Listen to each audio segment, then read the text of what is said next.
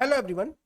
आज के इस वीडियो के अंदर बीपीएससी के थ्रू जो अभी टीचिंग की पोस्ट निकली हैं उसके बारे में जो नोटिफिकेशन निकला है उसके बारे में आज आपको यहाँ पर इंफॉर्मेशन मैं देने आया हूँ। तो उसके बारे में इस वीडियो को इसलिए आप इस वीडियो को एंड तक देखिएगा।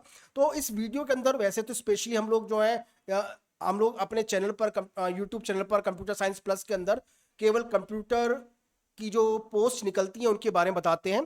तो उसको ध्यान में रखते हुए बीपीएससी में कितनी कंप्यूटर टीचर की पोस्ट निकली है उनको मैं आपको डिटेल में बताऊंगा। क्या उसका प्रोसीजर है, क्या उसका सिलेबस है और कौन कौन सी इंपॉर्टेंट डेट है जिस पे आप अपने फॉर्म को फिल कर सकते हैं। ये सारी जानकारी जो है इस वीडियो में आपको दी जाएंगी। तो इस वीडियो को एंड तक देखिएगा। तो जो नोटिफिकेशन अभी हाल में ही बीपीएससी के थ्रू निकला है वो ये है इस तरह का। तो इमेज काफ़ी छोटी है, मतलब इसको अगर आप देखें पीडीएफ को तो बहुत छोटा छोटा दिख रहा होगा आपको। तो जरा मैं इसको जरा एक्सपेंड कर देता हूं तो शायद आपको थोड़ा सा जो है क्लियर आपको दिखना स्टार्ट हो जाए। आई होप आपको जो है थोड़ा सा क्लियर दिख गया होगा। तो आइए इसको हम लोग जो है आज देखते हैं। तो देखिए यहाँ पर अगर देखें हम लोग तो बीपीएससी के थ्रू जो है 3 लेवल पर जो है पोस्ट निकली है। कक्षा 1 से लेकर 5 तक, कक्षा 6 से लेकर 10 तक और कक्षा 11वीं और 12वीं के लिए। तो जो कंप्यूटर टीचर की जो पोस्ट निकली है वो 11वीं और 12वीं कक्षा के लिए निकली है। तो ऐसे कैंडिडेट जो कि 11वीं और 12वीं कक्षा के लिए कंप्यूटर टीचर बनना चाहते हैं उसके बारे में हमें आपको बताऊंगा। तो देखिए पहले लेवल पर अगर आप देखें तो प्राथमिक विद्यालय वर्ग 1 से लेकर 5 तक के विद्यालयों के लिए अध्यापन के लिए कार्य किया गया। तो यहाँ पर दिया गया इंफॉर्मेशन है तो उसको मैं नहीं पढ़ रहा हूँ अभी, आप देखें। तो कक्षा 1 से लेकर 5 तक के जो टीचिंग की पोस्ट के लिए अप्लाई करना चाहते हैं उनका क्या वेतनमान होगा, क्या किस श्रेणी में उनको अपने विद्यालय की जो पोस्ट है कैसे मिलेगी, कितना प्रोबेशन पीरियड होगा, सारा इंफॉर्मेशन यहाँ पे दे रखा है। इसी तरीके से दूसरे लेवल पर यानी माध्यमिक विद्यालय वर्ग 9 से लेकर 10 तक के लिए जो विद्यालयों अध्यापकों की जो जगह निकली है वो यहाँ पर है। अगर आप देखें तो मैंने गलती से वहां पर कक्षा 6 से लेकर 10 तक बोल दिया था। तो कक्षा 6 से लेकर 10 तक की नहीं बल्कि कक्षा 9 से लेकर 10 तक के लिए है ये, ठीक है। तो उसमें काफी सारी पोस्ट निकली है तो ये भी जो है हम इस वीडियो में कवर नहीं कर रहे हैं। तो अब हमारा जो मेन जो मकसद है आपको बताने का वो कंप्यूटर टीचिंग की पोस्ट के लिए, तो उसकी तरफ हम लोग आते हैं। तो इसी तरीके से उच्च माध्यमिक विद्यालय वर्ग 11 और 12वीं कक्षा के लिए जो निकली है पोस्ट वो भी आपके सामने दिख रही होंगी। तो अब हम आते हैं कंप्यूटर टीचर की पोस्ट के लिए। तो कंप्यूटर टीचर की तरफ हम लोग निकलते हैं। तो देखिए आपकी स्क्रीन पर अवेलेबल होगा यहाँ पर तो कंप्यूटर विज्ञान। तो उसके अंदर जो पोस्ट निकली है आप देख सकते हैं। जो पूरा का पूरा इसमें जो पोस्ट है अनारक्षित जो सीटें हैं वो 2172 है। अब इसके अलावा जो महिला अनारक्षित जगह है वो 1197 है। ये एकदम अलग अलग जगह है। आर्थिक रूप से कमजोर वर्ग के लिए जो जगह निकली है वो 597 है। आर्थिक रूप से कमजोर महिला वर्ग के लिए जो निकली है 233 सीट है। देन अत्यंत पिछड़ा वर्ग 955, अत्यंत पिछड़ा वर्ग महिला की श्रेणी के अंदर 552, देन पिछड़ा वर्ग 667 और पिछड़ा वर्ग महिला का 336, अनुसूचित जाति 1834, अनुसूचित जाति महिलाओं में 502, देन अनुसूचित जनजाति 78, अनुसूचित जनजाति महिलाओं के लिए 19, देन पिछड़े वर्ग की महिला यानी इसमें आरएफ की जगह निकली है 253। उसके आगे जो कुल पद की संख्या है टीचिंग की कंप्यूटर टीचर की वो है 8395 यानी 8395 पोस्ट निकली है। इसके अलावा जो दिव्यांग श्रेणी के अंदर आते हैं उनके लिए भी जो है अलग से मेंशन किया गया है। जो दृष्टि बाधित दिव्यांग के अंतर्गत आते हैं 101 सीटें निकली हैं। देन मुख यानी जो मुख बधिर जो दिव्यांग है उनमें 90 सीटें हैं।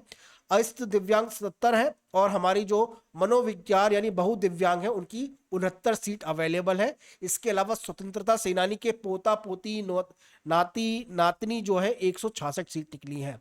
तो इसमें जो कंप्यूटर टीचर की जो कुल पद है वो आपके 8395 पोस्ट है जो अपने आप में बहुत बड़ी बात है। इतनी लेवल पर कंप्यूटर टीचर की भर्ती किसी भी स्टेट में शायद ही कभी आई होगी। मैं इतने समय से स्टूडेंट्स को पढ़ा रहा हूं, मेरे के सामने तो कभी आज तक नहीं आई, बट स्टिल बहुत अच्छी बात है जो बिहार ने बीपीएससी के थ्रू कंप्यूटर टीचर की इतने लेवल पर भर्ती का आयोजन किया है। ठीक है, तो यहां पर आपको ये क्लियर हो गया होगा कि पूरी की पूरी जो कंप्लीट जो भर्ती है वो इस लेवल पर होंगी।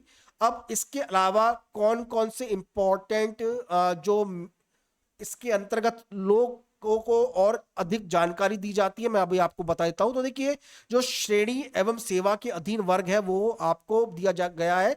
विद्यालय अध्यापक चुने जाएंगे इसके अंतर्गत। अराजपत्रित जो है इस अधीन वर्ग के अंतर्गत आएगा। वेतन मूल्यांकन जो है, वेतन मान जो है वो मूल वेतन जो है 32,000 के अंदर आएगा प्रति माह। इसके अलावा कुछ अन्य भत्ते और भी मिलेंगे तो उसमें आएगी।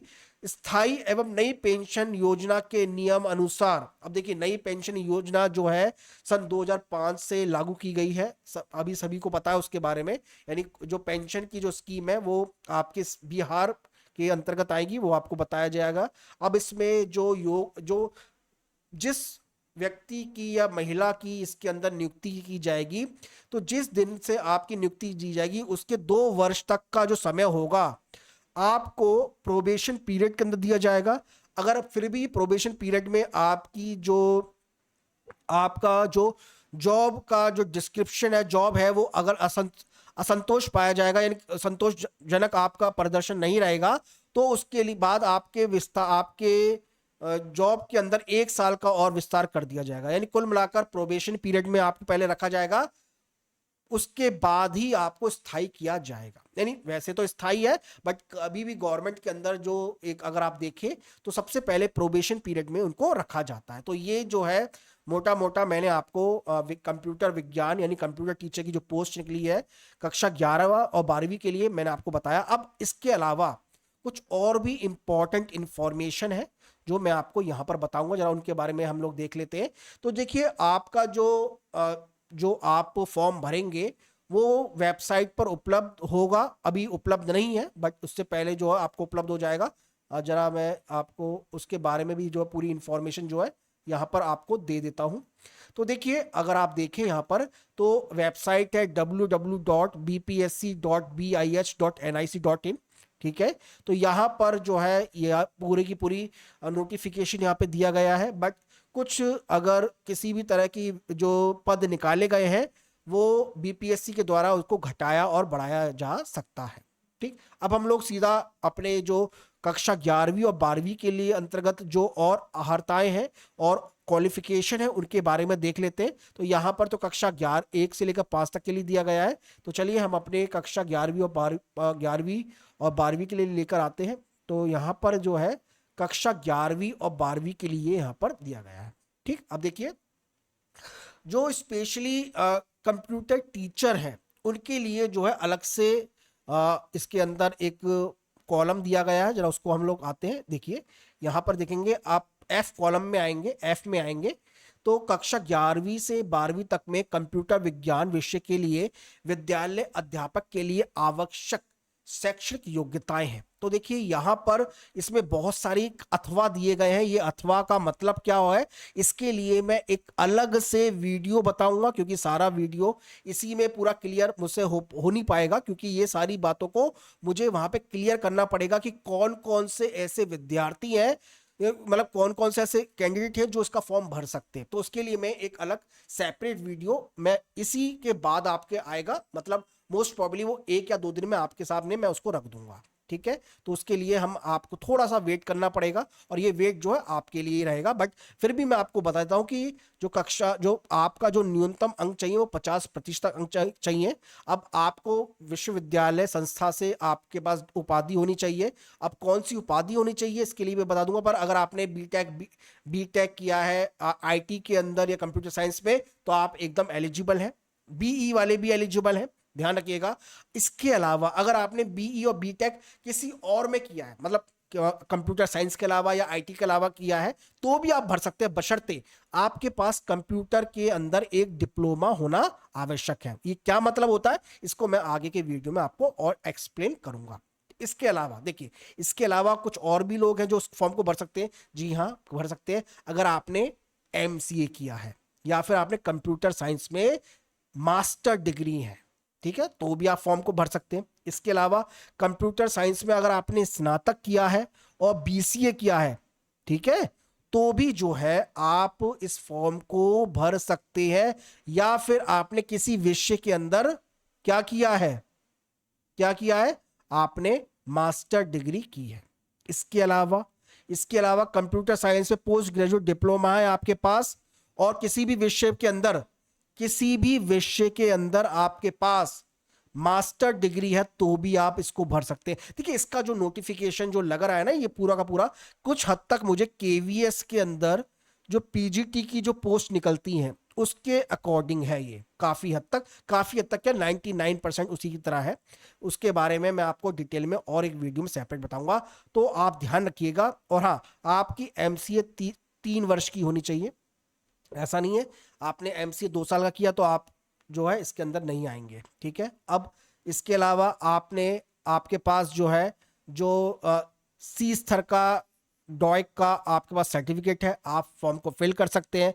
या फिर आपके पास डॉइक के द्वारा बी लेवल की कोई जो एक तरह से डिप्लोमा है वो है साथ में। इसके अलावा आपके पास किसी भी विश्वविद्यालय से मास्टर डिग्री है। तो कुल मिलाकर आपके पास अगर किसी भी विषय के अंदर डिग्री है, मास्टर डिग्री है, साथ में आपके पास कंप्यूटर का डिप्लोमा है, तो आप फॉर्म को फिल कर सकते हैं। इसके अंदर किसी भी तरह की कोई प्रॉब्लम आपको नहीं आएगी। इसलिए मैंने अभी आपको बताया कि कौन कौन से विद्यार्थी हैं या कौन कौन से ऐसे कैंडिडेट हैं जो उसका फॉर्म भर सकते हैं। उसके लिए मैं एक सेपरेट वीडियो बनाऊंगा जिसमें किसी भी तरह की कोई एक भी प्रॉब्लम आपको नहीं देखने को मिलेगी। इसके लिए आपको थोड़ा सा वेट करना पड़ेगा, 1 या 2 दिन का। अब हम आगे आते हैं। तो देखिए, कंप्यूटर विज्ञान के लिए साफ साफ मेंशन है कि किसी भी तरह के बीएड की आवश्यकता नहीं है।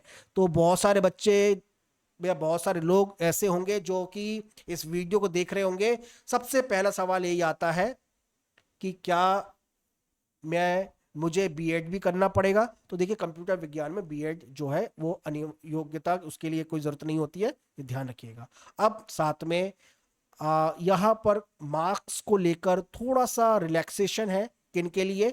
जो कि अनुसूचित जाति से हैं, जनजाति से, अत्यंत पिछड़ा वर्ग के हैं, या पिछड़ा वर्ग के हैं, या वे दिव्यांग है, तो उनको न्यूनतम निर्धारित अंकों से 5% की थोड़ी सी रियायत दी गई है। जैसे अगर आपको 50% नंबर आपको चाहिए आपको अपने ग्रेजुएशन में या पोस्ट ग्रेजुएशन में, तो आपके लिए ये जो रियायत है 40, यानी आपको 50% की जगह पर 45% में आपका काम हो जाएगा। बस इतना सा आपको थोड़ी सी रियायत दी गई है। अब हम लोग थोड़ा सा आगे आते हैं।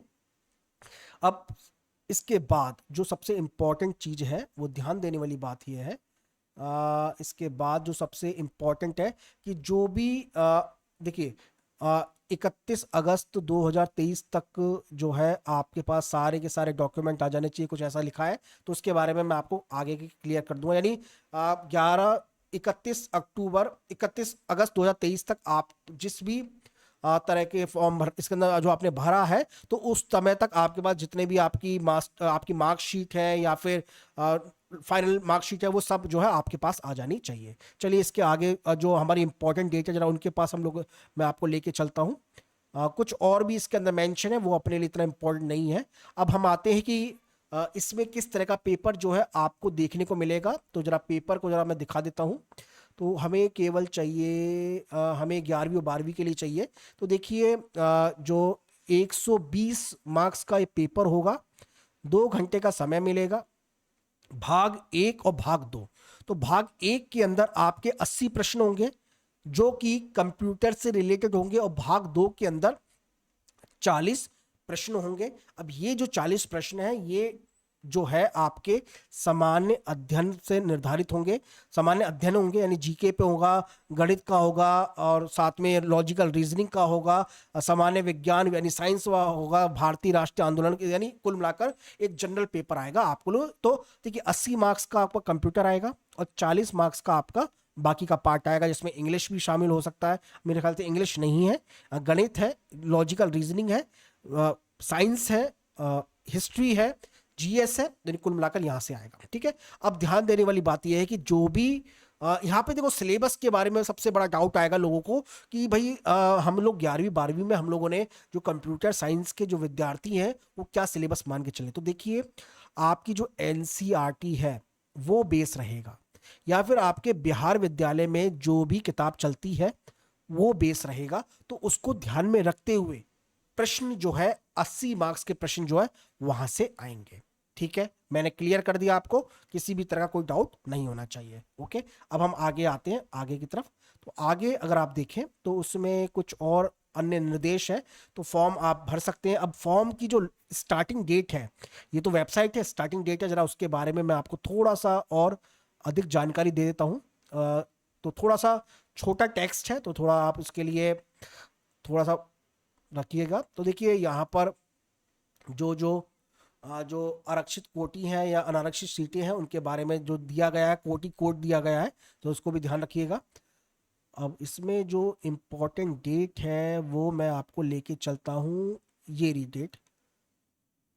हाँ, इसके अंदर जो स्टार्टिंग डेट है वो 12 सॉरी एंड डेट है 12 जुलाई की है, बट मैं उसके पहले जो हमारी इम्पॉर्टेंट डेट है वो मैं आपको लेके चलता हूँ। जी हाँ, ये डेट। तो ऑनलाइन फॉर्म आपके 15 जून से स्टार्ट होंगे। तो देखिए मैं आज इस फॉर्म इस नोटिफिकेशन को डाल रहा हूँ, तो आज जब ये वीडियो रिकॉर्ड हो रहा है, आज तारीख है 11 जून। आपके पास अभी भी 4 दिन का वेट करने का समय है, यानी 4 दिन बाद, यानी 4 दिन बाद से आपका फॉर्म फिल होगा, स्टार्ट होगा, और ये चलेगा 12 जुलाई तक। ध्यान रखिएगा 12 जुलाई तक। तो ये इंपॉर्टेंट इंफॉर्मेशन है आपके लिए। साथ में किसके लिए कितने कितने रुपए हैं, पैसे रुपए हैं, तो जरा वो भी मैं आपको बता देता हूं। तो देखिए यहाँ पर देखिए, तो सामान्य अभ्यर्थियों के लिए 750 रुपये है, अनुसूचित जाति जनजाति के लिए 200 रुपये है, और आरक्षित अनारक्षित महिलाओं उम्मीदवारों के लिए 200 रुपये है। दिव्यांग अभ्यर्थियों जिनकी 40% या उससे अधिक मतलब जो उनकी लेवल होते हैं उसके लिए 200 रुपये है, और अगर अन्य उम्मीदवारों के लिए 750 रुपये, यानी जो और दूसरे स्टेट के होंगे।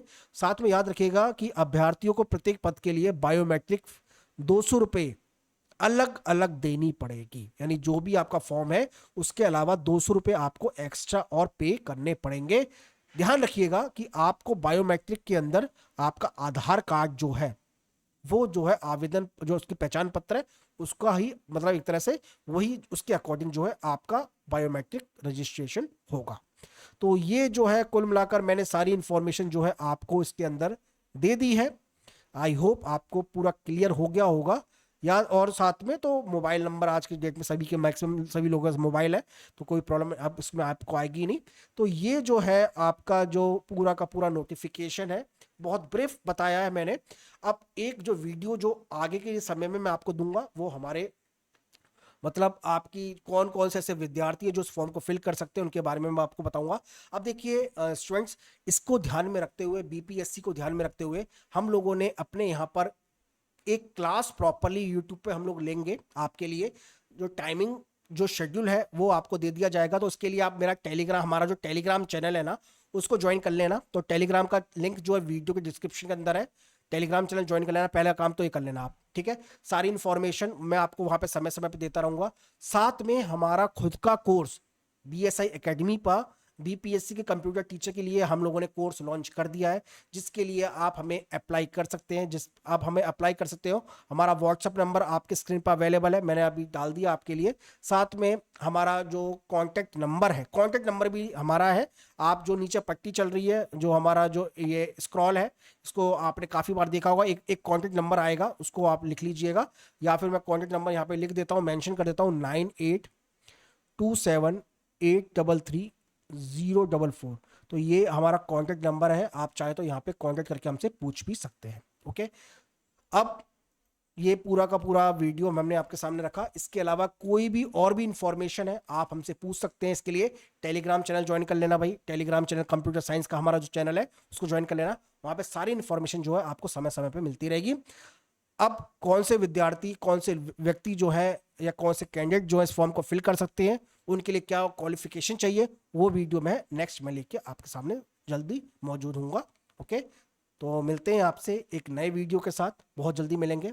तब तक के लिए सही रहिए, स्वस्थ रहिए। मिलते हैं नेक्स्ट वीडियो में। धन्यवाद, थैंक यू।